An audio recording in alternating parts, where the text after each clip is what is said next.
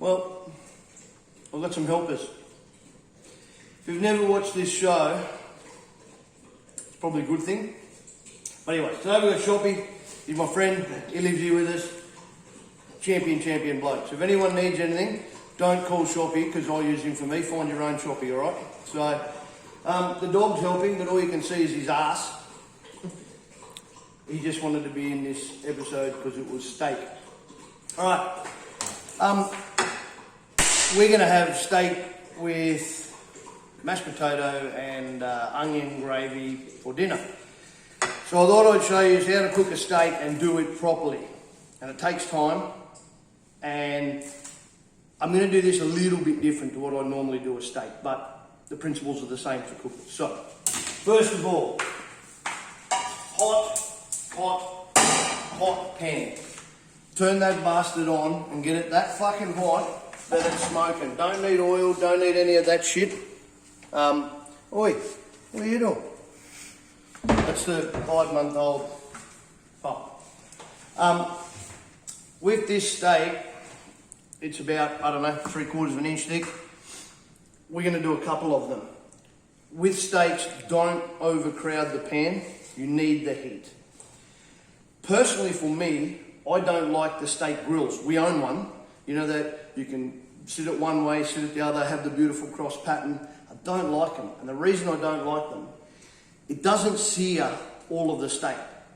It's sort of like when you see a steak put on a barbecue or Burger King ad and all the juice dripping out of on the grills, on the bars, dripping out. It's fucking shit. That's all juice and flavour that should be in the steak. So I don't particularly like them. So as often as I can, I do a steak on a regular flat pan. But if I want to make it look pretty, look, it is what it is. This is from Belcris in Doomageddon. It's not a bad looking piece of meat. It'll come up good. What we're actually going to do is we're actually going to cook it, show you how to cook it properly, but then I'm going to slice it up, put it in a gravy, and then we're going to serve it over mash. So, basic but good food. What else can I tell you? Generally I would salt this, but I'm not because the gravy is going to be quite salty, and if I have really salty meat and really salty gravy, it's going to be fucking shit. I never put pepper. I know every chef in the world will tell you put salt, which I normally would, and pepper on the steak. I don't put pepper on my steak when I cook it. I like fresh cracked pepper at the end. Reason being, just like garlic goes bitter in a pan, I think the pepper does too. I think the pepper is much better fresh than being burnt on a pan. So that's my own thoughts on it. If you don't like it, you can send us an email and go fuck yourself, I don't care. That's the way I do it and I'm running the show, so can we say that? Yeah, now we can say it. Alright, so this thing's been getting hot. As you can see, Rubes, throw it. It's smoking, look. Fucking hot. So, this steak, no oil, doesn't need anything. Throw it in there, walk away. Have some bourbon. And have some more bourbon. What we are looking for on this steak, in a couple of minutes, and your steak has to be room temperature. If you get a steak out of a fridge and put it in there, it'll be fucked. It won't cook properly. If it's frozen and you do it, probably give up cooking. You're never going to get a missus, you're never going to have a good life, so fuck you. Look, it looks beautiful, huh? We should even put this on. Look at the power. Suck that away for a bit. Anyways, too noisy.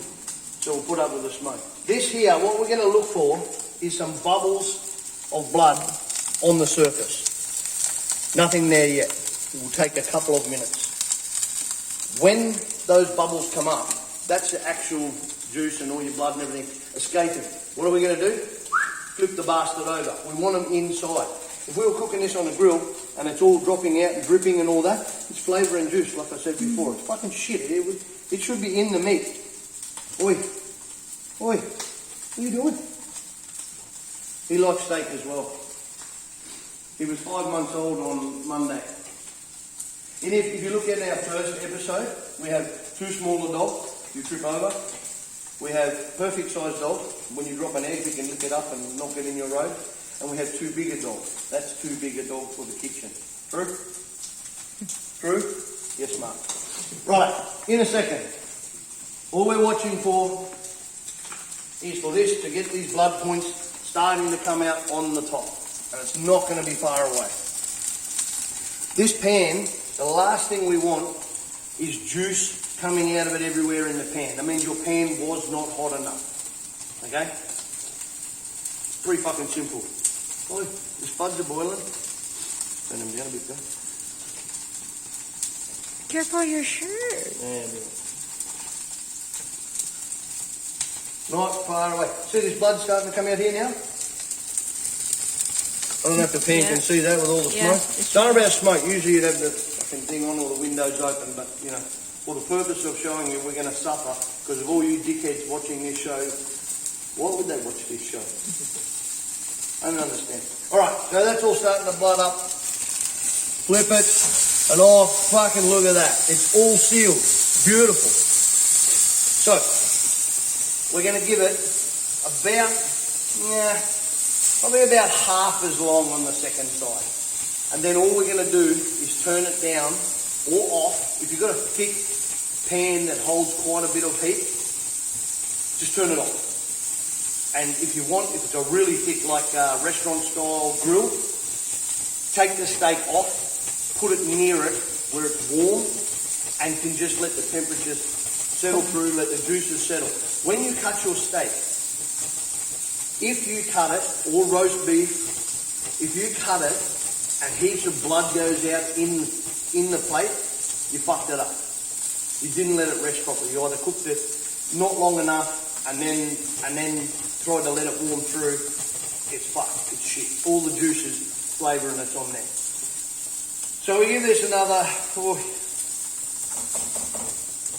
minute. A bit boring this episode, I know.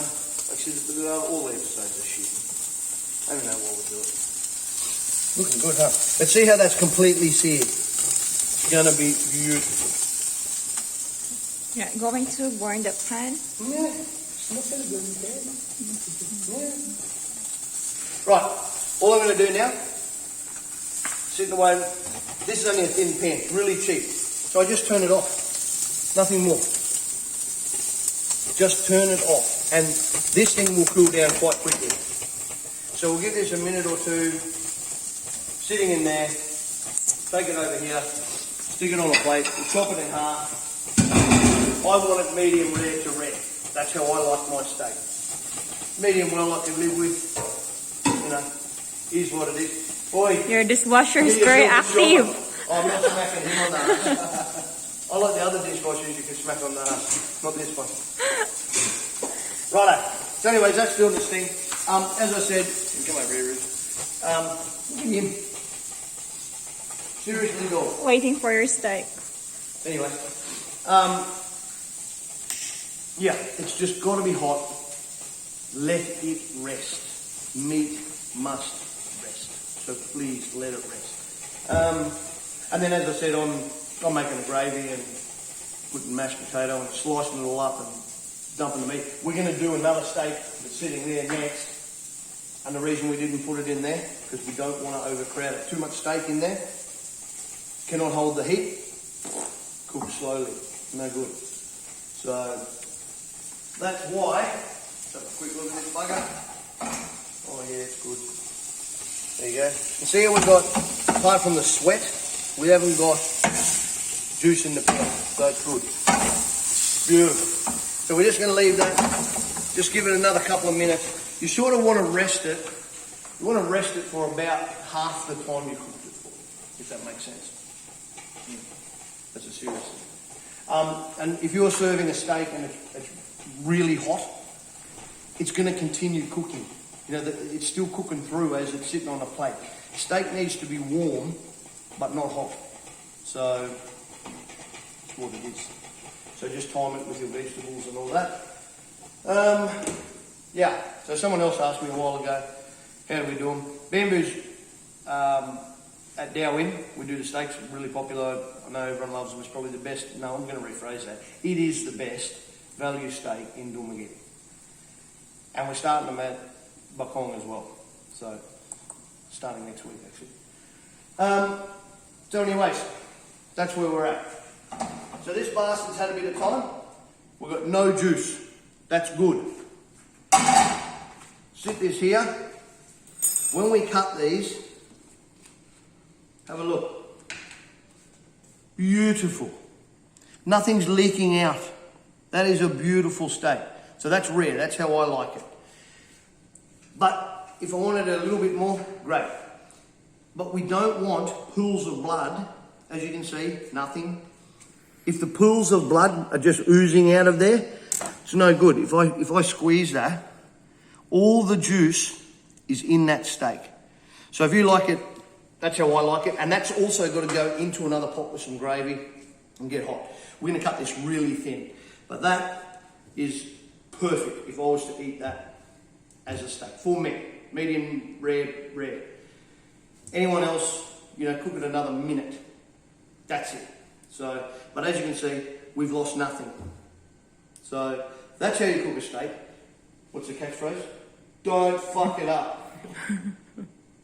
Until next time.